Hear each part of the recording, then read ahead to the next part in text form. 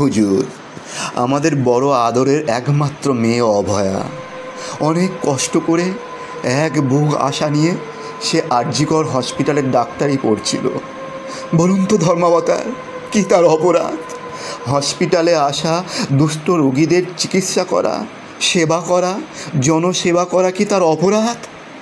তবে কেন তাকে এইভাবে ভয়ঙ্কর অত্যাচার ও ধর্ষণ করে নির্মমভাবে সারা শরীরকে ক্ষত বিক্ষত করে হত্যা করা হলো? হুজুর, আমি এক হতভাগ্য পিতা হিসেবে এর বিচার চাই হুজুর। হুজুর, এ কোন জঙ্গল রাজত্বে আমরা বাস করছি হুজুর?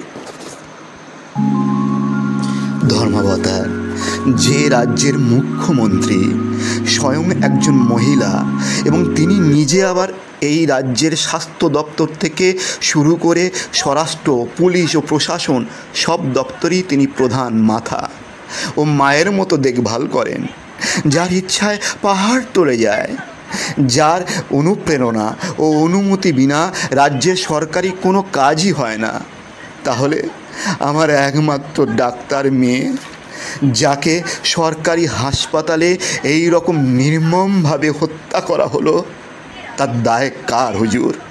আপনিই বলুন ধর্মাবতার। এই পাষণ্ড, মিথ্যাবাদী, মানসিক ভারসাম্যহীনা, অপদার্থ এক স্বৈরাচারী সরকারের প্রধান হিসেবে এই উন্মাদিনী মুখ্যমন্ত্রীকে আমি শাস্তি চাই প্রভু। সরকারের প্রধান হিসেবে এই দায় তিনি এড়াতে পারেন না প্রভু।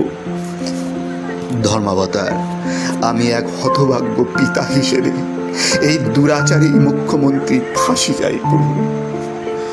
আর এই জঙ্গল রাজত্বের অবসান হোক। দড়ি ধরে মারো টান, রাজা হবে খান খান। Don't underestimate the power of common man. ধর্মাবতার, গণ আন্দোলনের ক্ষমতা কত কয়েকদিন আগে সেটা বাংলাদেশ বুঝেছে। ইওর অনার, আমি গরিব মানুষ, আমার কোনো উকিল টুকিল কিছুই নাই। আমার আর পয়সা লোভী উকিল কি করে বলবে এক তরতাজা 22 বছরের তরুণী ডাক্তার কন্যাহারা পিতার করুণা আর্তনাদ ও মানসিক যন্ত্রণা কি ভয়ঙ্কর?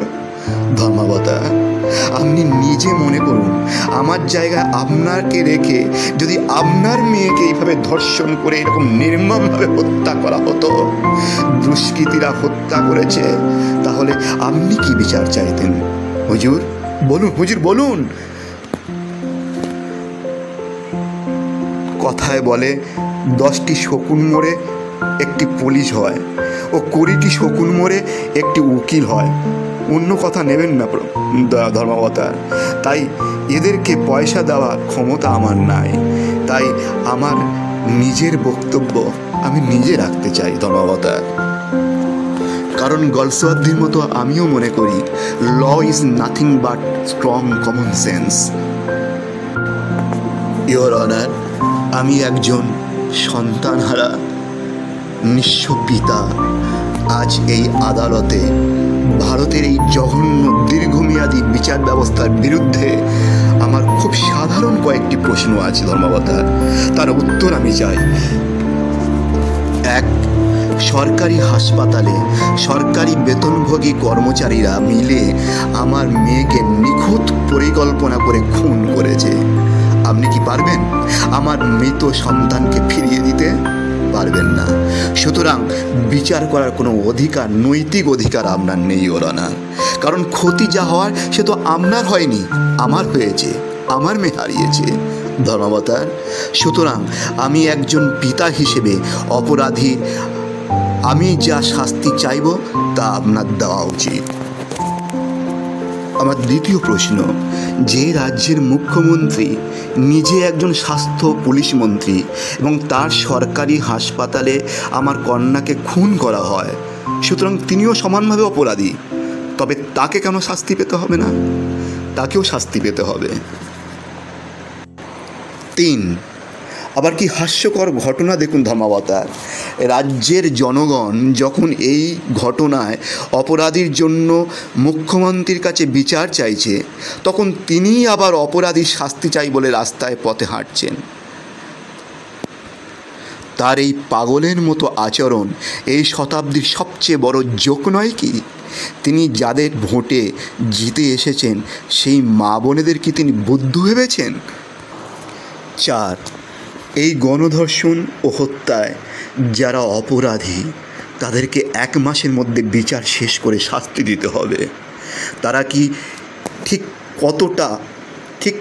যতটা কষ্ট দিয়ে নির্মমভাবে মেয়েকে হত্যা করেছে, অপরাধীদেরও ঠিক সেই রকমভাবে মুখ হাত পা বেঁধে প্রকাশ্য জনসমাবেশে গায়ের চামড়া কেটে নুন দিয়ে তাদের লিঙ্গ কেটে ধীরে ধীরে গলা টিপে হত্যা করতে হবে, যাতে দ্বিতীয়বার একই অপরাধ করার আগে কোনো অপরাধী অন্তত 10 বার ভাববে ইওর অনার। না হলে এরকম ঘটনা চলতেই থাকবে, সমাজে অরাজকতা দিন দিন বাড়তে থাকবে ইওর অনার। 5, 1949 সালের সেই বস্তা পচা আইনের সময়ের তালে তালে সম্পূর্ণ সংস্কার ও পরিবর্তন করা দরকার নয় কি? তখন জনসংখ্যা ছিল 70 কোটি, আর এখন তার ডবল 140 কোটি ভারতবাসী। অপরাধের ধরনও সম্পূর্ণ পাল্টে গেছে, তাই আইনকে আরও কঠোর করে শাস্তি আরও কঠোরতম করা দেশের পক্ষে ঠিক নয় কি ধর্মাবতার? 6 নম্বর, ধর্ষক হত্যাকারীর গণমাধ্যমে মুখ ঢাকা দেখায় কেন? এটা চলবে না।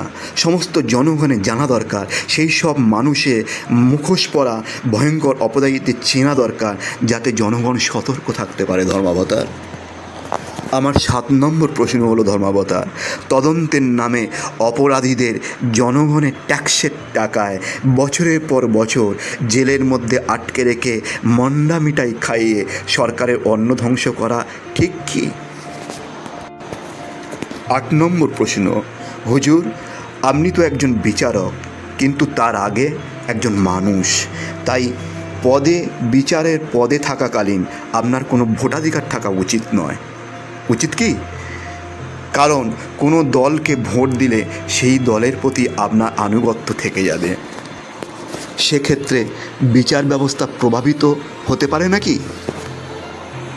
10 নম্বর, বিচার ব্যবস্থা যদি ভারতীয় সাংবিধানিক আইনের বিভিন্ন ধারা মেনে করা হয়, তাহলে একই অপরাধের জন্য নিম্ন, মধ্য ও উচ্চ আদালতে কখনো কখনো আদালতে ভিন্ন ভিন্ন ও আলাদা আলাদা রায় ঘোষণা করা হয় কেন? যদি কোনো বিচারক ভুল রায় দেয়, তাহলে মিথ্যা সাক্ষী ও সেই সব অযোগ্য বিচারকের শাস্তি হবে না কেন? তারাও তো মানুষ, তারা কি মানুষের মধ্যে ভগবান নাকি? আমার এই সব প্রশ্নের উত্তর আপনার কাছে আছে কি ধর্মাবতার? জনগণ আপনারা বলুন, আপনারা বিচার করুন, আর আপনাদের যদি থাকে এই উত্তর জানা থাকে, তাহলে আপনারা শেয়ার করে এই উত্তর জানিয়ে দিন জনগণের সমাজের কল্যাণে। শাসন ব্যবস্থার বিরুদ্ধে আজকের বাংলার এই চরম মাৎসন্যায় শাসন ব্যবস্থা অরাজকতায় আমরা যারা কবি সাহিত্যিকরা আছি তারা চুপ করে বসে থাকতে পারি না, কারণ আমরা জানি the pain is mightier than the sword. কলম তরবারির থেকে অনেক শক্তিশালী। আমাদের কলমের খোঁচায় মুহূর্তের মধ্যে যে কোনো সরকারকে আমরা মাটিতে মিশিয়ে দিতে পারি, সে শক্তি আমাদের আছে। আমাদের জন্যেই স্বাধীনতা অর্জন হয়েছিল।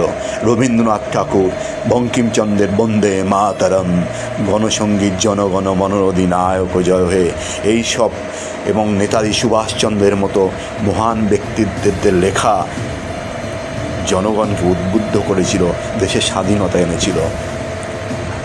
এইভাবে আমাদের লেখার মধ্য দিয়ে, আমাদের প্রতিবাদী কণ্ঠের মধ্য দিয়ে আমরা জনগণের মঙ্গলের জন্য সমাজের অপশাসন আমরা রুখতে বদ্ধপরিকর। আসুন বন্ধু।